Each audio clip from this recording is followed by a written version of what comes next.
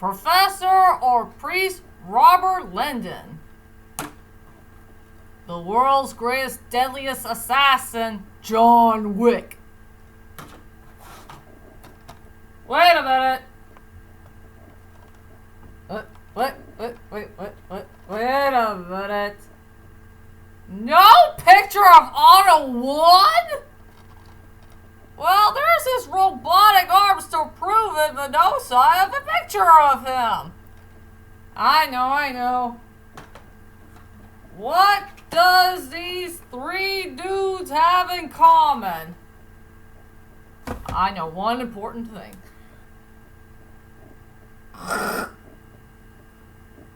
I really want to do this top 10 list that nobody has never done before. And it's all about Big Lipped Alligator Moments that happened one time only. And you'll never see it, heard it, or never notice about it ever again. This is a top 10 list I've been dying to do for quite a while. Well, anyway, hi ladies and dudes, this is Rebecca Lynn Barkley, aka B.L.A.M 1987. This is my review for today, and well, before I can do this top 10 list that nobody has never done before, I want to thank everybody and everyone to check out my movie review of The Norseman. And this movie review I've done yesterday it just took me by surprise. I did not see this coming. Yeah, it made it to over 100 something views. I just checked it out this morning on YouTube, and that was really darn crazy. I have no idea I'm gonna get a nice high rating on my next movie review that I've done yesterday. So, thank you, YouTubers, for giving me that high up for my latest video that I've done yesterday. So that took me by surprise. So that's all I could say about that. And now I gotta do a top 10 list that nobody has never done before. And I gotta do it in a 2-part event. Just 2 parts. It has something to do with this dude, and sadly I only got his metal arms. So yeah, it has something to do with these 3 characters, and it's going to be a mixturing list. I really want to do the top 10 best Big Lipped Alligator moments that I have ever seen from all 3 characters in 3 different films. Yeah, Angels and Demons, John Wick Chapter 3, Parabellum, and Spider-Man No Way Home. Sorry, Peter 1, Doctor Strange, you're not in it. Well, partly, but it's not about you two. It's all about Otto 1. And sadly, ladies and dudes, I gotta do it in 2-part events. So this is going to be a very, very, very long list. So sadly, I gotta do part 1 anyway.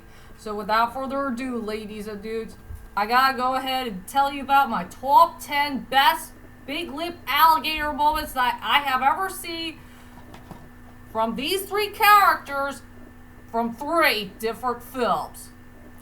And yes, I got a couple of honorable mentions for it. 4. Okay, the first Big Lipped Alligator moment that featured in an honorable mention that came from Otto 1 in Spider-Man No Way Home twice. One Big Lipped Alligator moment when he banged the invisible wall for the very first time and he said, "Let me out of here!" That was the only time he ever done it, and he never did it again. And also, he thanked Peter 1 for saving his life, for putting a new chip on the back of his neck. And he turned out to be a good guy again. Yep, that's a pretty good one. One honorable mention that came from Angels and Demons when Robert did a very hot but yet creepy stand at the bottom side of church after when he lost his bodyguards, the police officers, the FBI's, whoever these people are. He just went there to a bottom ground at church and he did a very hot creepy stand that was pretty darn hot and pretty darn creepy at the same time. Hard for me to explain about that one. And the final Big Lipped Alligator moment that deserves to be an honorable mention is from John Wick Chapter 3, Parabellum, is when John Wick only worked with one woman and one woman only, along with her two beloved dogs, in a gun battle. Does anybody remember that Big Lipped Alligator Moment that happened one time and one time only? And it never happened again. To see John Wick tag team with the woman and her dogs while there is a gun battle going on. I forgot what's the name of that area that took place in number 3. So, yep. Those are the Big Lipped Alligator Moments for the honorable mentions. And now on with the list. Coming at number 10 has got to go from Angels and Demons. At the very first time we got to know Robert as a priest, an unknown priest that came out of nowhere. So for number 10 is when Robert became a shadow to everyone at the meeting scene. Yeah. Does anybody remember that Big Lipped Alligator Moment? That featured a very dark moment and also pure epic storytelling, where we first got introduced to Robert as a priest, but he's in disguise. And when he got entered in that meeting room, nobody had never recognized him. Not one single character who recognized Robert in his brand new design. Not the CIA agent dude, the leader, his right-hand man, or the scientist lady of Victoria. So, nobody had never recognized him. They just kept him silent all this time. That was pretty dark storytelling, trying to get to know another character that we barely get to know of. And yeah, this is the part where the Professor Robert is no longer here. His daylight savings time has already been timed up or something like that. Hard for me to say about the number 10 spot of a very Big Lipped Alligator Moment. So, let's move on. Coming at number 9. One of the best redeeming moments ever from John Wick Chapter 3, Parabellum, when John Wick had finally rescued his dog from the excommunicado thing. This is the only time that John Wick had ever rescued somebody that he cared about, and he knew this dog for just a couple of weeks ago. He just picked that dog up from a pound and try to take care of it and raise it as his own. And it's the only comrade that he ever had. He did the rightful choice of rescuing that dog and not get involved with a very terrible crime that his master had truly committed. Getting involved with the excommunicado thing. So John Wick had told the taxi driver to take his money and take the dog back to the hotel so he could be completely safe and sound, so he doesn't want history to repeat itself. About what happened to his previous dog back from the first film. This is one of the best redeeming moments ever in movie history, and it has to be at the number 9 spot. Coming at number 8 goes to the most strike that, reverse it. One of the most funniest Big Lipped Alligator moments I have ever seen in movie history that came from Mr. Otto 1. And that is the part where he's going to get flirty with the MCU Aunt May.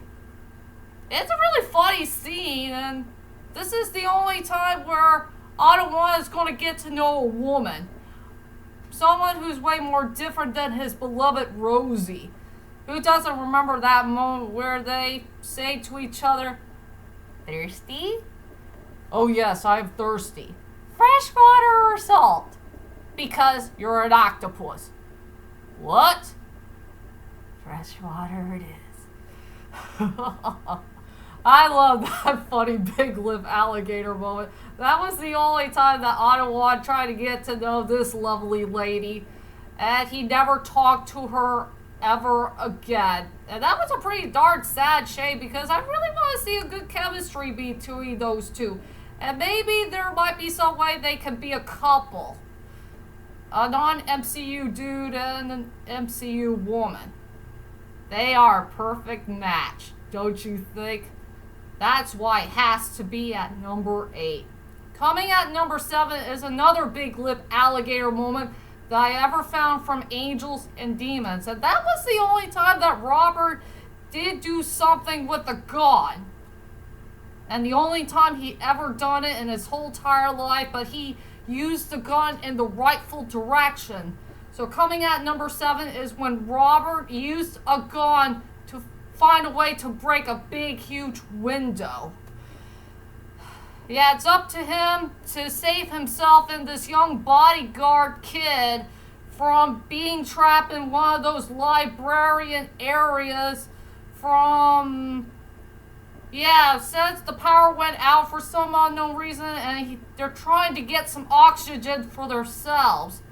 And Robert tried really, really hard to break that window. He used one of the bookshelves to try to break it in, but it didn't work.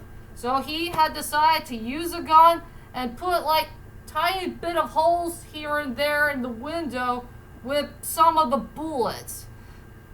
I think it worked somehow in some way. But this is the only time that Robert did use a gun.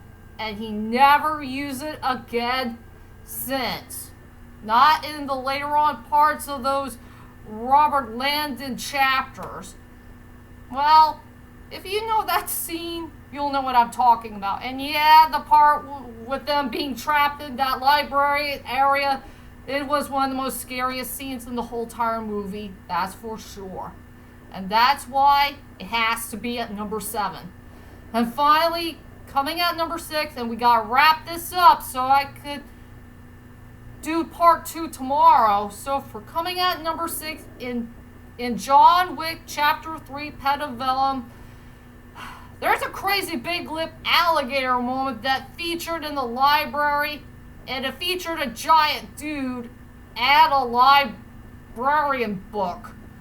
So yeah, coming at number 6 is when John Wick killed a giant dude in the library with a library book. Did anybody knows about a killing scene that took place in a library, but you gotta find a way to keep yourself quiet so you won't make any loud noises at all? Well, John Wick can't do that because he had no choice but to kill a giant guy that he barely knew of. And that dude is named Ernest, but not the Ernest that we know. You know, the fun, lovable guy who make the B.L.A.M movie, you know what I mean? No, not that guy, but it's another type of Ernest. Yeah, he's big and he's giant. I think he's 7 foot something. And an interesting fun fact about the guy who played Ernest, he's known as one of those basketball players. I can't remember what team that he's on, but it's strange that he's a part of this movie.